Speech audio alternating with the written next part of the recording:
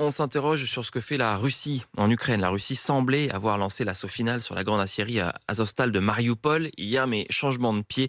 Les Russes disent finalement qu'ils vont cesser le feu pendant 3 jours à partir de ce matin pour évacuer les civils. Pendant ce temps, les combats se poursuivent dans l'est de l'Ukraine, une guerre de position. Tiens, les envoyés spéciaux de RMC, Benoît Ballet et Hugo Dorsemen, sont rendus hier dans des tranchées du Donbass à Sloviansk. Ce sont des militaires qui tiennent ces tranchées, mais la quasi-totalité d'entre eux n'avaient jamais touché une arme avant le début de la guerre.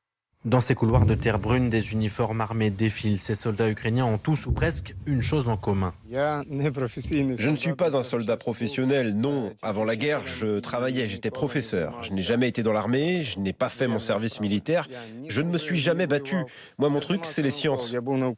Ils étaient policiers, vétérinaires, avocats. Leur formation s'est faite en 3 jours. Ces soldats sont chargés d'empêcher les Russes de s'emparer d'une route stratégique à proximité.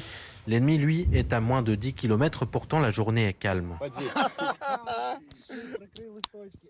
À la victoire. 1 heure plus tard, une alerte au missile. Vite, vite, vite. Nous nous réfugions dans un abri à l'intérieur de la tranchée, le temps que l'alerte soit levée. Le commandant de peloton adjoint de ce bataillon, lui-même formé il y a 2 mois, est formel. L'expérience, ça ne compte pas. Que vous soyez un jeune soldat qui vit sa première guerre ou que vous soyez un professionnel, c'est le même danger. Il y a des tirs et les obus tombent sur nous.